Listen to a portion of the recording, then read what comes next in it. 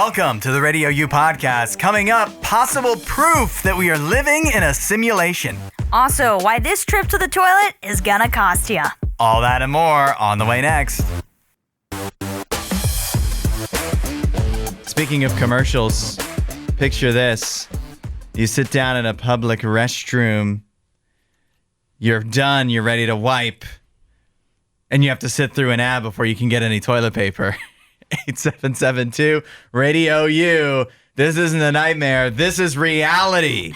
In China, where it's gone viral, public toilets where you literally have to watch an ad to be able to get access toilet paper for your bathroom needs. Honestly, I am shocked by this, but also not shocked by this because I feel like ads have infiltrated every part of our lives.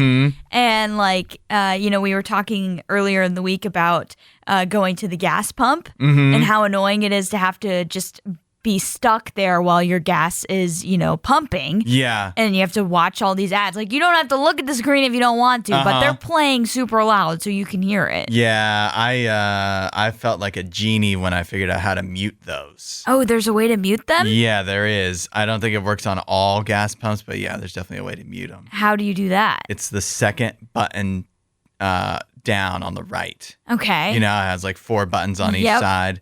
And it's like, why does it have that many buttons? Right, because none of them are labeled. No, they're not. Sometimes they correspond to stuff on the screen, but there's never 8 options on the screen. But one of the second one down on the right side of the screen usually mutes the ads. How'd you figure this out? You were just button mashing? Somebody wrote mute on on a gas pump I was at, and I hit it, and I was like, whoa. They figured it out. Yeah, I don't know how they figured it out. I posted a TikTok. I thought that would blow people's minds, and it didn't really take off for some reason. That's sad. Probably because it was just me. No, I feel like that's very useful knowledge. It is useful knowledge. Yes. At least there's an escape, a bit of an escape from the gas pump ads here. In China, if you're sitting at this public toilet, by the time you're sitting, it's too late. It's by the time you realize what you've walked into. Yeah. The damage has been done. The damage has been done. You gotta wipe with something. Yeah, but I will say they do allow you to skip the ads. Okay. But for a small fee. So you either have to pay or watch an ad. Yep. I don't know what's worse. I know.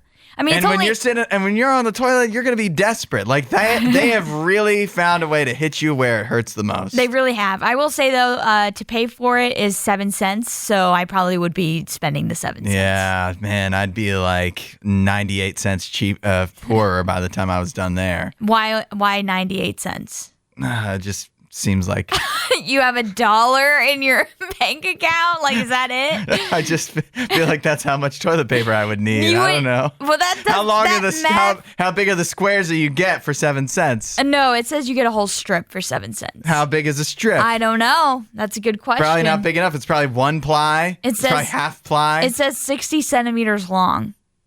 That doesn't do me any good. I don't know what that is. I need inches. I need to know inches.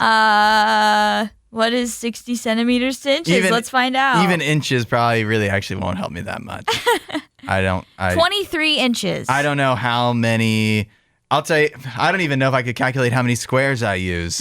It's too many. It's too many. I use too much. But that's why they're doing this. They're apparently trying to cut down waste on high traffic, high tourist areas. Oh, I'm sure I'm sure that's what's. That's the reason they're giving, at least.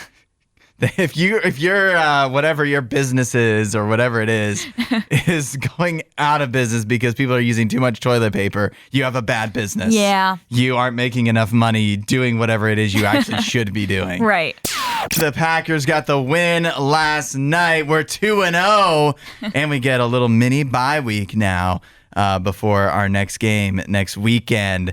Allie, it was pretty dominant once again. The Packers beating the Commanders. Yeah, it was a pretty dominant win and kind of one that we thought that's the way it was going to go, and that's exactly what happened. It was kind of crazy. I'm still trying for myself to get a feel of the Packers this year because I guess now all of a sudden they're a defensive juggernaut. Like the Commanders could not move the ball. Like they hardly got any any traction, any sustained drives for the entire game. Yeah, really. It was a great performance overall from the Packers. And I think you're seeing a lot of Micah Parsons and how he's paying off. Yeah. And so, it's working out great for them. It may turn out to be one of the great what ifs in a way, like depending how far the Packers go, like what if they never traded for Micah Parsons? But because it's so tough, like he is still not in full game shape. He's not playing the majority of the snaps still. Yeah. And the fact that the defense looks so good even when he's not on the field, and then it looks even better, and that he's able to create so much chaos when he is on the field is, I mean, it's a good sign. It's a good sign as a Packers fan. And yeah, it's not that I would love to know. It'd be fun to know, like, how good would they look if they didn't make this trade? Would we still be talking about the Packers the way we do? Well, you don't have to worry about that. We don't have to worry. As long as he stays healthy, we're good. Now, the Packers did lose their wide receiver, Jaden Reed, to a collarbone injury, so he's now going to be out for a while. Which is sad. He's a really good receiver, but if of all the places they have a lot of depth, it's definitely there. Yeah. Like, they have so many receivers that are all pretty good. And a great tight end. And Tucker Kraft, a tight end. I think he's my favorite player. I think he's going to have an amazing season. He had the Lambeau Leap last night. And so, I think overall, you're seeing a very well-rounded product from the Packers, which shows that they're going to have a good season as long as they can stay healthy. Yeah, that's true. It was well-rounded. Like, the offense has played well. They played well last night. It didn't result in always, like, they only scored 27 points, but the offense looked good. They still haven't, even though Josh Jacobs had 84 yards last night, they still haven't had like the first two games, they have not had a ton of success running the ball. Yeah. So what if they can figure that out too? They've had injuries on the offensive line, so that's probably part of it. But like, if it feels like they're 2-0, they've dominated their first two games, and it feels like they could still improve. Yeah, I'm waiting for the Josh Jacobs breakout game because I have him on my one of my fantasy lineups. So I'm like, come on, Josh Jacobs, let's go. Yeah. Well, I guess we're both on the same page there. We need some Josh Jacobs. We need a Josh Jacobs breakout game. Last night, though, like you mentioned, was the Tucker Kraft breakout game. A tight end with 124 yards. Crazy. That doesn't happen often. So, man, I'm feeling good. I know you are. I'm feeling good today. The only sad thing, no Packers game on Sunday. I always hate that. If you had to guess which state in America has the most fast food chains, which state would you think? 8772 Radio U. At first, I thought this was, the way it was worded, I was like, is this the different kinds of fast food chains? Like, which state would you go to be able to try the most different places? Oh, yeah, like unique ones. Yeah, and that kind of excited me a little bit, actually, because I was like, that's interesting. Which state, if you just wanted to try all the different fast food restaurants, that would be nice. Would you go I feel like it'd have to overlap with like the South and the Midwest. Yeah, but then there's some states in the West that actually like In-N-Out is just a Western thing. Yeah. So, but yeah, you're right. I would think the South, but that unfortunately, actually, that's not what this is. This is which state has the most fast food chains per capita. Okay. So which just state number. Which state would you guess? Just for per capita? Yeah. The most fast food chains per person. The best ratio, the highest ratio fast food chain to people. To people. I'm going to go with Tennessee. Tennessee is not number one, but I'm pretty sure it's up there. I didn't actually see where it was on the rank. Oh, yeah. Tennessee's pretty high. Tennessee came in at number 9. Okay. The number one state with the most fast food chains per capita, West Virginia. Really? Yeah. Weird. When you think about it, though, it makes a ton of sense. Okay, does it? West Virginia doesn't have a lot of people, first of all. No. So that makes it easier to have like per capita things. And then West Virginia, routinely among the most like unhealthy and obese states, when that rankings come out every year, it's like West Virginia and Louisiana and Mississippi are usually like typically grouped around the bottom. How do you get unhealthy? eating all that McDonald's. Like there's a big demand for McDonald's among the few residents of the state. They really want their fast food, apparently. Listen, stop bad-mouthing my birth state over here. But I will say West Virginia often is a road trip state because, like, let's say a popular destination to go for a lot of Ohioans is Hilton Head, South Carolina. Sure. You drive through West Virginia, and so, you're hitting a lot of different places on the highway sometimes. That's a good point. And if you're in like the DC, Baltimore, or Philadelphia area on the East Coast, and you're going anywhere west, chances are you'll go through West Virginia. And so, yeah, the highways is a good point. It's a drive-through state for most people in more ways than one, apparently. But the other states near the top of the list also like kind of track by the same logic of states that are typically not ranked highly in terms of health and maybe less populous in some cases. Like Kentucky was number 2. Kentucky was going to be my second guess. Yeah, Kentucky makes a lot. I mean, they literally have a fast food place named after them. Right. Kansas number 3, Mississippi 4, and then Ohio is number 5. Wow, Ohio, we're in the top 5. Yeah, pat yourself on the back. Congratulations. It looks like... Where's Michigan? Michigan looks like it was probably on the lower half. They got a lot of fun outdoorsy things to do. Yeah. I think, I don't know what accounts for Michigan being much lower than Ohio. Some of the states that were the absolute lowest, Idaho, New York, and Vermont, I think is the lowest, which I think kind of makes sense. Well, I don't know. There's not a lot of people in Vermont. Not a lot of people, but also just not a lot of big cities. Right. And areas where you would find a whole host of, different fast food places. And Vermont, I'm sure this is a stereotype, but it definitely gives the vibe of the people are much more into like farmers markets and local coffee shops than going to McDonald's you are as much. So right now. So, yeah, if you just were to stereotype every state, like... you could probably get these rankings pretty close. Yeah, unfortunately. But I did something really embarrassing yesterday. What was that? I don't know if I want to share this, but then again, I'm sure many other people have done very similar things. Okay, well, I mean, if you didn't want to share it, why are you bringing it up? I think that being honest and open and vulnerable, I think is going to be helpful for everyone. Okay. That we can all admit that this has happened to us. I was in the kitchen. Yes. I was trying to wrap up some leftovers. Okay. And I got the aluminum foil out. And I don't even know how this happened. But I pull out the aluminum foil and somehow I dropped the box. Oh, no. And so the half of the roll of aluminum foil all comes out. But what happens when that happens?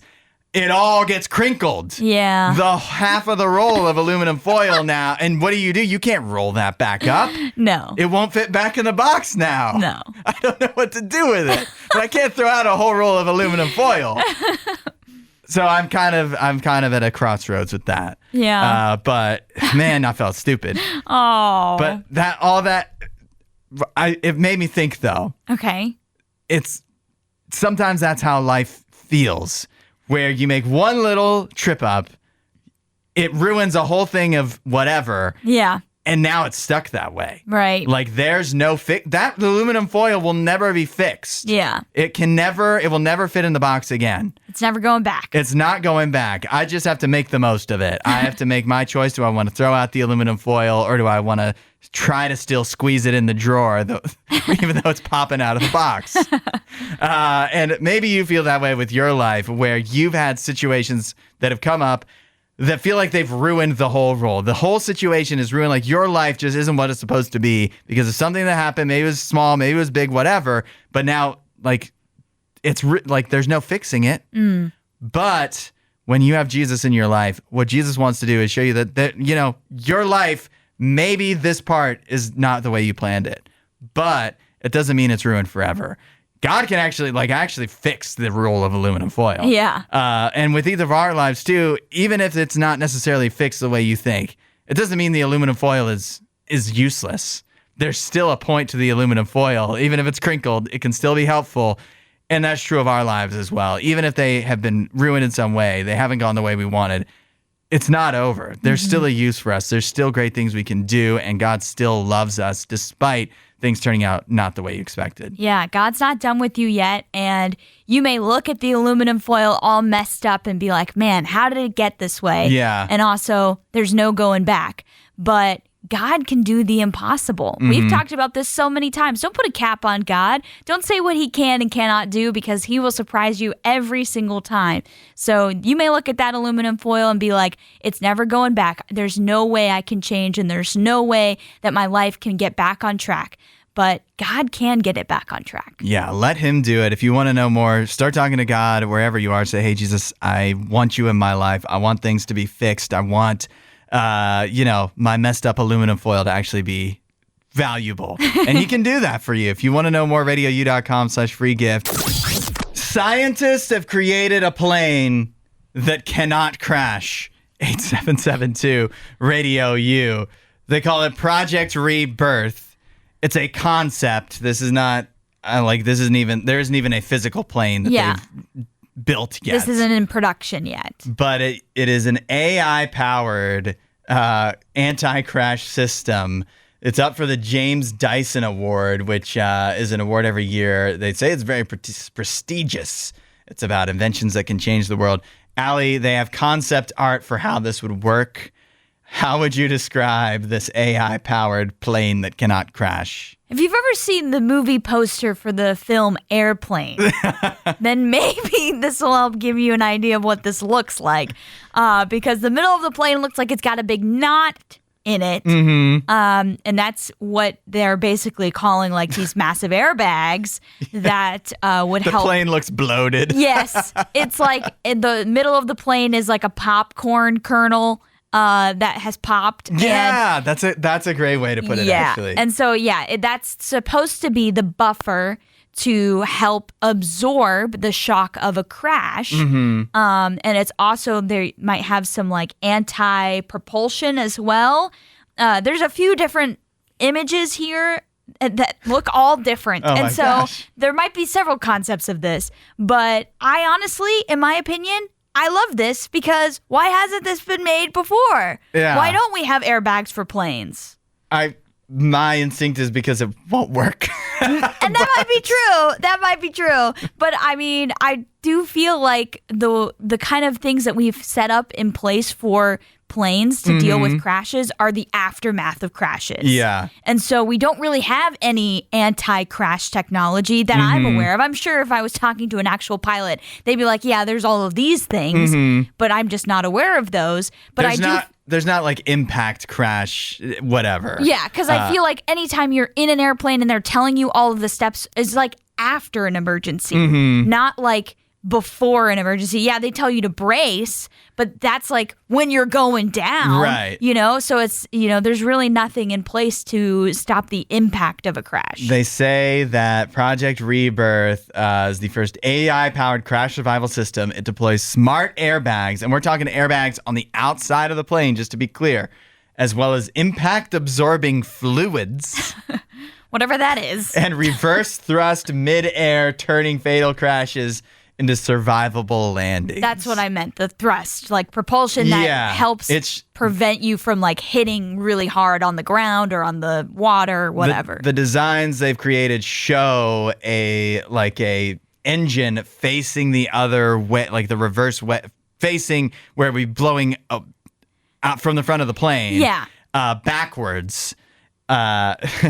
Within all of these airbags. Which I don't know how that just appears. I'm not really clear on how all of this is actually possible. But I'm with you that I'm glad that we're at least that we are trying to come up with creative solutions. Well, because this has been a tough year for airline crashes. Although the truth is too, and we've talked about this in the midst of these crashes, is they are so incredibly rare that is probably why we don't have as much because it's going to be very hard and expensive to actually design planes that could survive a crash. Yeah.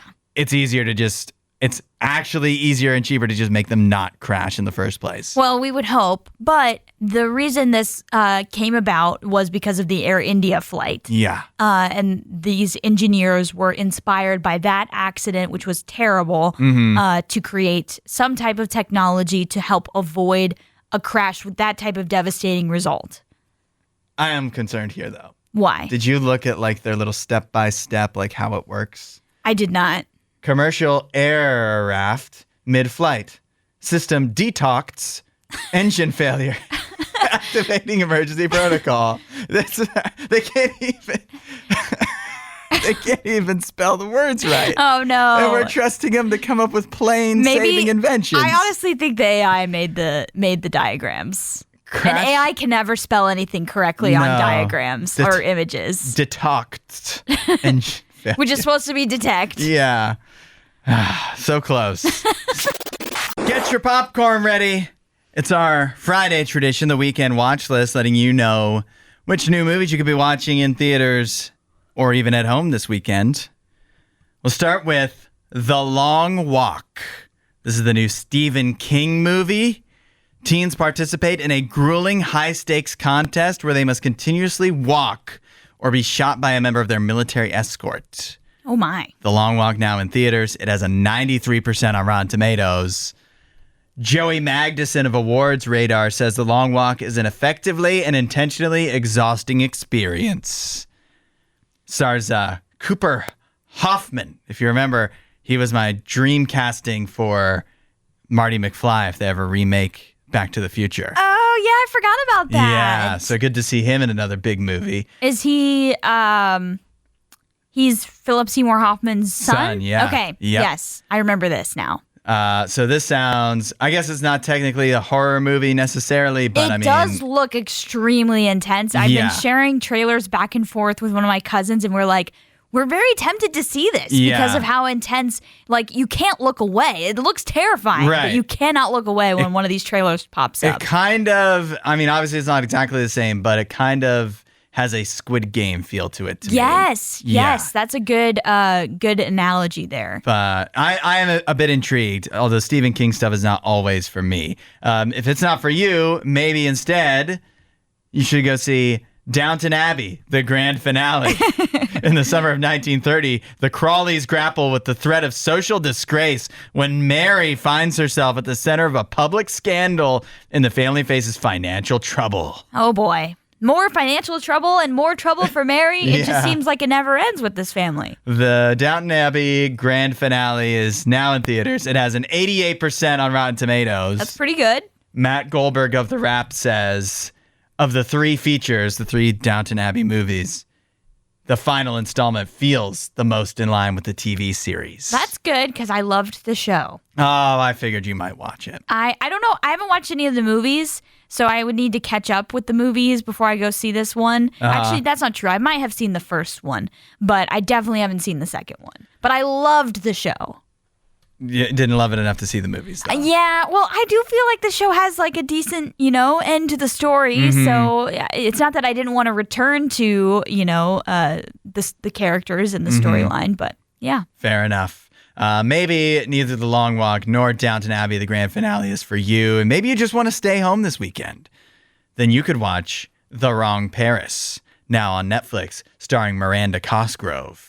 A single woman enters a dating show thinking it's in Paris, France, only to discover it's actually in Paris, Texas. I've seen a trailer for this and it actually looks hilarious. That's such a stupid concept. I know. But I feel like this is going to be trending on Netflix. I definitely feel like it's going to actually probably do really well. It does not have, it's so new, it's Netflix, it hasn't been in theaters. It's not like they put it out in theaters, at least to get like awards buzz or anything.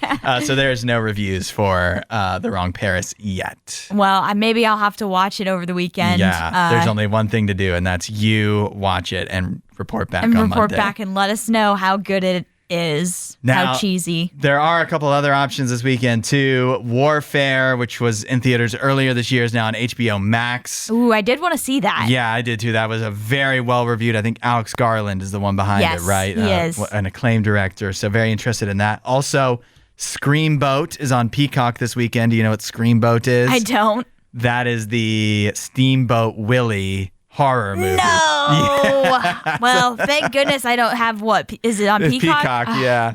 I don't have Peacock. And this will be important to some. It doesn't mean anything to me, but there's a new Demon Slayer in theaters this weekend. It's anime. I do know some people that love the Demon Slayer. I was going to try to actually give that its day in the sun and like give the description, but then it's like all these things I can't even pronounce. So yeah, the Japanese, it's not easy. If you're into Demon Slayer, you probably know it's coming out. And if you're not, you don't need to hear me blabbering Butcher. on. Yeah, definitely not.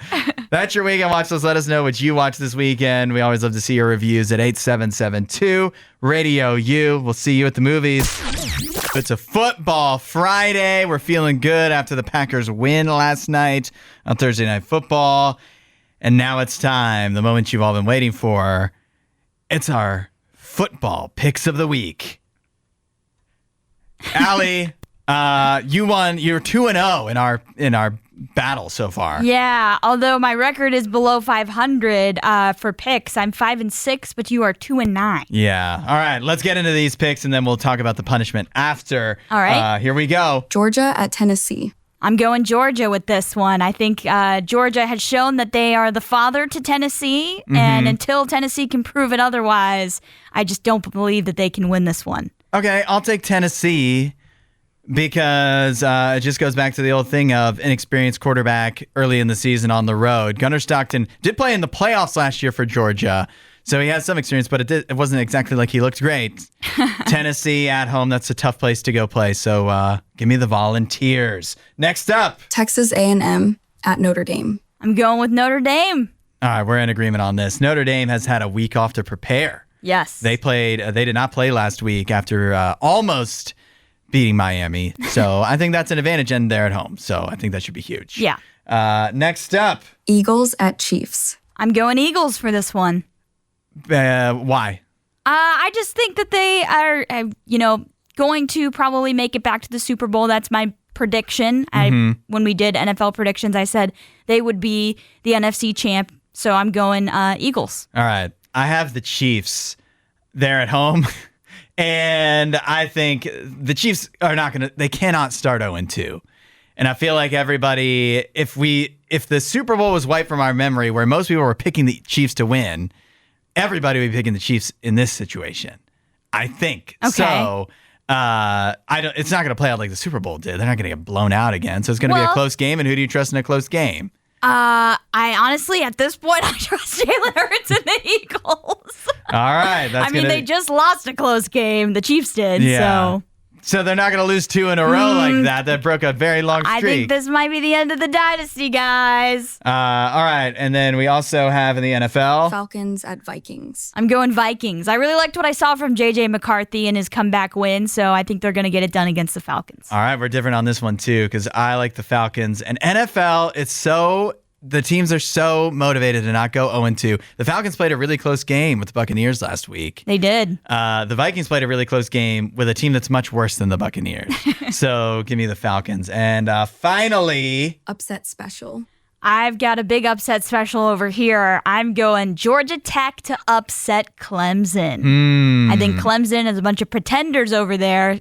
They've got no run game. I haven't liked what I've seen from Cade Klubnik, so I think Georgia Tech's going to get the win. I kind of hope you're right. Why? You have Clemson in your playoff. Yeah, but I care less about that than I like Georgia Tech. I also feel like even though I had Clemson in the playoff, I said Georgia Tech was my surprise ACC pick. Okay. And so I feel like I should get more credit for that than if Clemson misses the playoffs. Oh, come on. You chose them in your playoff. My upset, I'm not going to get all 12 right.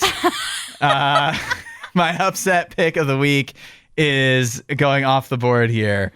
Southern Miss over Appalachian State. Oh, App State gets the upset? Yeah, oh, no. Trying to win here. Southern Miss is at least a 3.5-point underdog. And I think they've got what it takes and they're at home. So I love the home teams. I love the home underdogs. You're really stretching here to try and find some wins on the board. And what are the stakes here besides bragging rights? Radio U doesn't do commercials. But whoever loses on Monday is going to have to do a fake ad read for a fake product, and it's not going to be something that you want to do an ad for. Oh, it's not? Yeah. I don't know what that would be, but okay. It'll be something ridiculous. Something ridiculous that you will now be on record endorsing, even though it's a fake. It's not a real company. Not a real company, but not it a will real be product. well, the product, I guess, will be real in some way. Oh, okay. It'll make sense. Okay, well, we can't promote a real product. What if We're not commercial. It's well, they're not paying us. Well, So it's not a doesn't matter. commercial. We can't tell people to go buy it. I'll have this written up, and when I win this week, you'll have to read an ad on Monday. Yeah, I mean, you've ad. You've been confident every single time. Mm-hmm. I'll allow you to be confident, but you're 2-9, bud. You're under 500 too, so it's not like you're blowing me away. I'm better than 2-9. We'll find out on Monday. The Conjuring house is going up for auction. It could actually be yours. 8772 Radio U. And fittingly, the house that inspired the Conjuring film franchise going up for auction on Halloween. Yeah. It could be yours. It looks like the bidding is going to start at well over $1 million. The last time it sold, which was only back in 2022, it wound up being $1.5 million. Wow. Now, this is the third time since 2019 that this very same house is going up for sale. Yeah, that's, I guess, a bad sign. Maybe not a very great place to live. But also, if you've ever seen the Conjuring movie, completely take that house in the movie and throw it out the window. It doesn't look anything like that. It is like a ranch-style house with like really old wood siding and paneling, and it looks almost like a log cabin, but just like extended. And so it's very, very different from what you're probably picturing in your head, which is like this beautiful old white, two-story home. It's not like that at all. I do like how it looks. It's cool, and but I have no frame of reference because I've never seen a Conjuring movie. It is completely different than the house that is in the movie. Now, I guess you certainly could purchase this home and live in it, but that's not what people have been doing with it. The owner who is now being forced to auction it off, the prior owner, her name is Jacqueline Nunez. She bought it for $1.5 million in 2022. She had been operating it as a tourist attraction. However, she defaulted on her mortgage payments. Oh. After the entertainment license for the home had not been renewed by the Burrillville Town Council in Rhode Island, where the house is located. After this woman fired a worker because a ghost told her to. Which also resulted in a series of accusations from other staff about being mistreated. Oh, great. Yeah. So just not, overall, maybe not the best of people. It really is cursed. But it is now going to be going up on October 11th, or October 31st, I should say, 11 a.m., 8.5 acres, plus the Conjuring house itself. Could be yours, and you can do whatever you want with it. Yeah.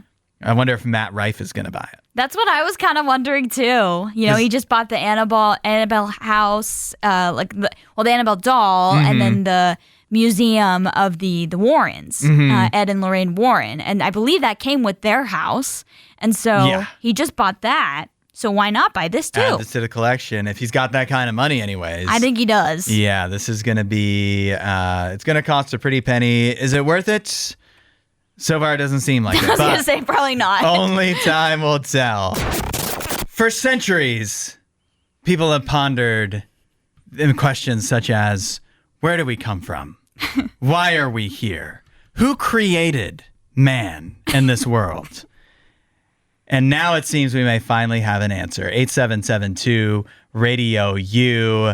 Of course, one of the many theories is that we live in a simulation, and now it seems there's proof that mankind, that the world we live in is all, in a way, a figment of our imagination. This music is so dramatic. And that we are actually living in a simulation and none of this is real. Okay. How do we know? The cool S. You know how to do it. 3 vertical lines slightly below, Then you connect each of the lines with a diagonal line. Yep. Suddenly an S is created. How do we know how to do this? I don't know. How has this been a part of humanity going back in the history books for centuries? The only answer is because that S, the cool S, is the logo for the company running our simulation. Oh, that's the theory? All questions have been answered. Now we know. I will say, my notebooks in school, in elementary school, were littered with these S's. So many S's. I don't know who taught me how to do them. Exactly. It just happened. The corporation did. But every other kid did this. And so I'm not sure where it all started. If you are... It started with the corporation. The S Corporation. If you're a 90s kid or an early 2000s kid, you definitely did these when you were in school. I unfortunately do not buy this crazy theory about the simulation or that it being a logo for a corporation, although that would be a cool storyline for a movie or a show, that this logo is all branded in us and, it's ingrained in the mind. And so even though we're not aware of the simulation, we still have some of that in us. And so we're just drawing it everywhere. That would be a cool storyline, but I don't buy that. It apparently... The 90s kids weren't the first to generate the cool S. Okay. And if you look throughout history, there are other examples of the cool S from Israel, Egypt, Central America, and more have been drawing it for years. Where could it come from? I mean, that's what I say about pretty much everything. Who learned to milk the first cow? Yeah. Who learned to do this? So I don't really know if I can point to one thing and be like, yep, that's the proof of a simulation. Because it's like, we learned this from somewhere.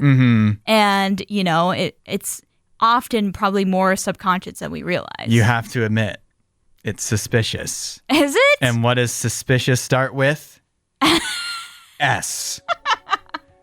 Which can only mean one thing. The S Company created this simulation, and we're all living it. That's what their name is?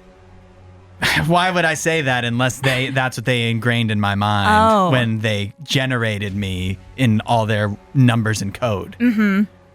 S. S. It all comes back to S. You have an S on your hat right now. I do have an S on my hat right now. It doesn't look like the cool S, but it's an S. It must mean something. It can't be a coincidence. I'm suspicious, Hudson. Do you work for the S Company? Are you the one putting all this on? If I worked for the S Company, why would I be exposing the S Company to the world right now? That's exactly what somebody who works for the S Company would say. A show that can be heard by millions.